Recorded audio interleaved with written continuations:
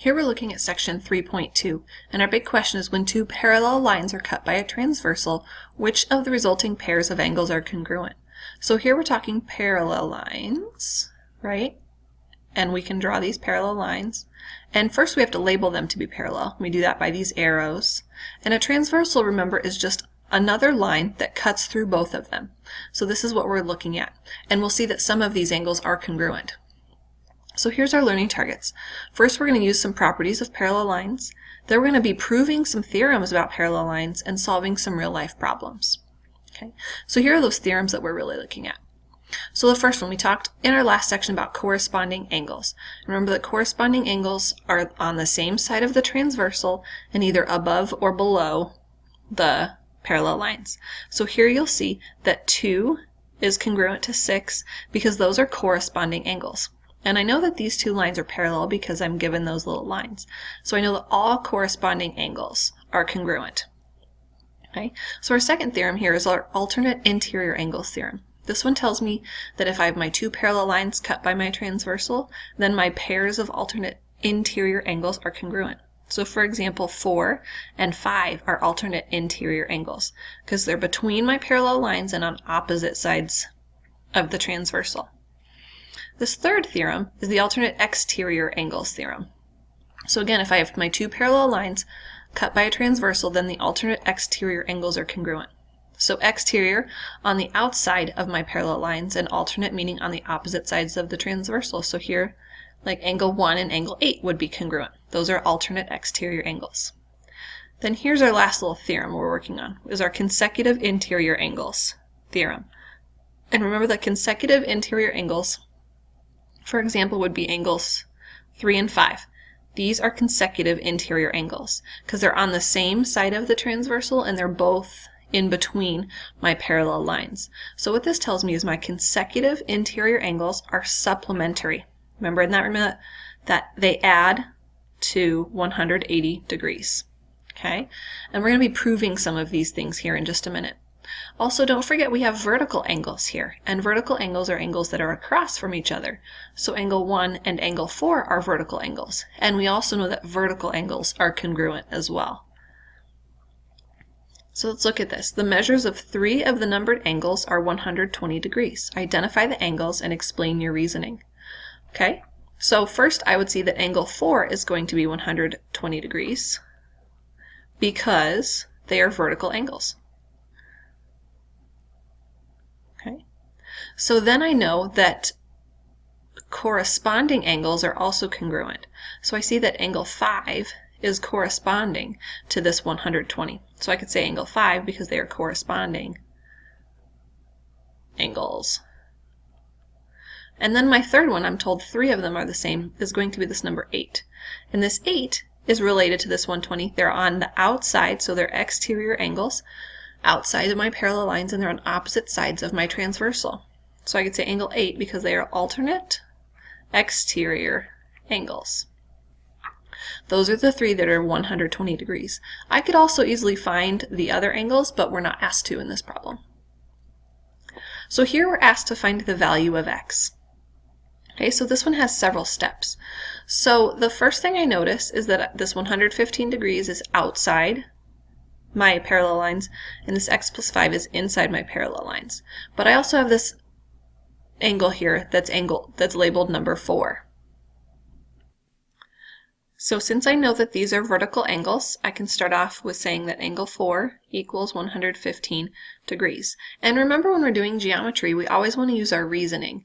And this would be because they're vertical angles. This is why we had to learn proofs in our last unit, so we can use that information here.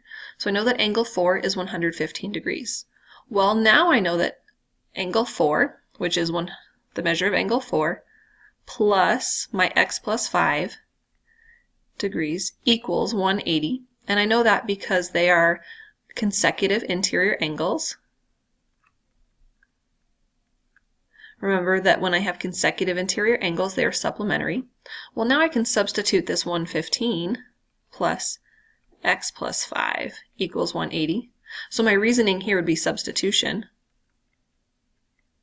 And now I can just simplify. So I've got my 110 plus x equals 180. So we're going to call this simplify. Well, then I need to get my x by itself, so I subtract 110 from both sides, and I end up with x equals 70 degrees. And this justification would be subtraction. That's what I did to get my x by itself. Oh, and I want to back up just a little bit. I subtracted up here when I should have added these two together, so this is actually incorrect.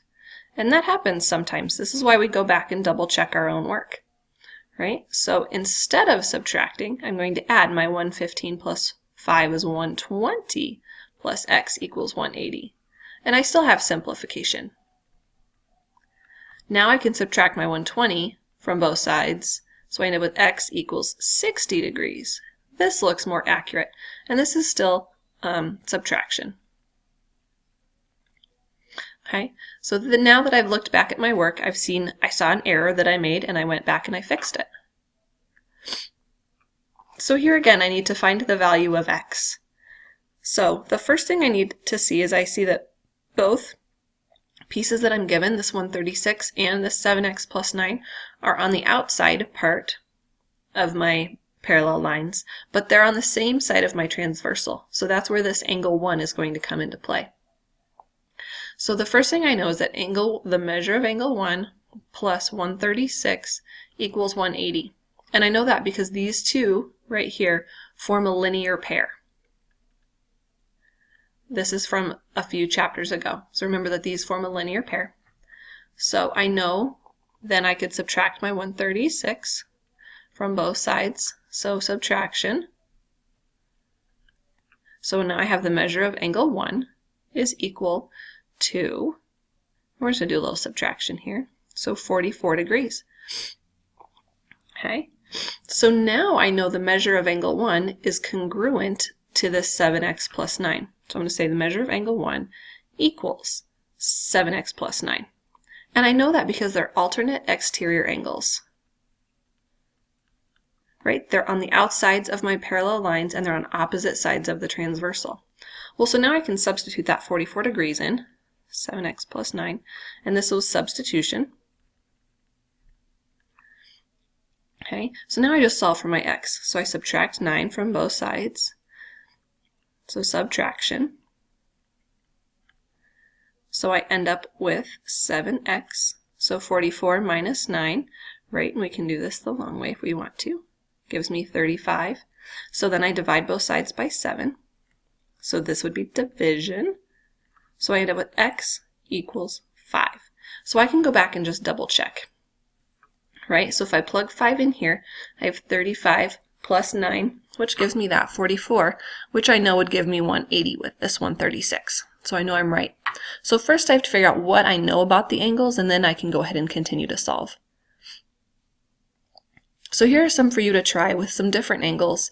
Make sure that you first draw your own and label them. So now here we're going to be using our proofs. Now we're going to be proving some of these statements. So prove that if two parallel lines are cut by a transversal, then the pairs of alternate interior angles are congruent.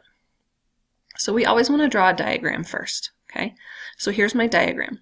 So I want to label some of the information I know. So first I see these are parallel, cut by my transversal. So I'm going to label my alternate interior angles 1 and 2. So I need an angle that's related to both of them, so I'm going to go ahead and label it angle 3.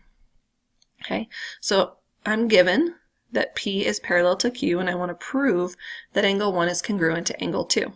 So here's kind of where we start. We always start our proof with our givens. Okay, so P is parallel to Q.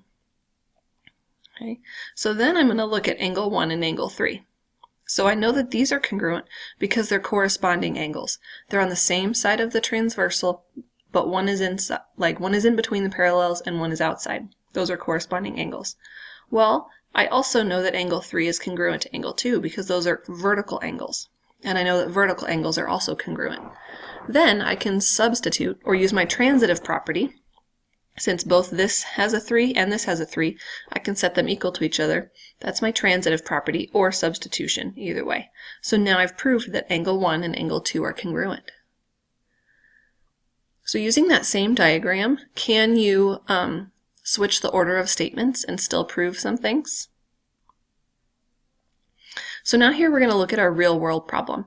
So when sunlight enters a drop of rain, different colors leave the drop at different angles. This process is what makes a rainbow. So for violet light, the measure of angle 2 is 40 degrees. We're asked, what is the measure of angle 1 and how do you know? So the first thing I notice is that these are parallel lines and they are labeled as such, so I can say that. So I have my two parallel lines cut by my transversal, right? And don't forget that this transversal continues, as do my parallel lines, right? They continue on in both directions. Okay, so I see here that my angles that I'm looking at are on opposite sides of the transversal and they're both in between the parallel lines. So these would be angle 1 is congruent to angle 2 because they are alternate interior angles. So I know, right? So I've now said that they're the same. So I can say that the measure of angle 1 is 40 degrees. And I know that because they are alternate interior angles, and alternate interior angles are congruent. So what happens if I change that measure of angle 2? What do you now know about angle 1? And how do you know that? So now that we've looked through our learning targets, we're going to double check. So first we use some properties of parallel lines, and that's where these theorems come into play. Knowing which angles are corresponding, knowing the alternate interior and exterior angles, and what about consecutive angles, and what about linear pairs? Those are our properties of parallel lines. So then we looked at how we can prove some theorems about parallel lines. Then we looked at some real life problems using those parallel lines. So now that we've gone through these learning targets, go ahead and work on your homework for 3.2.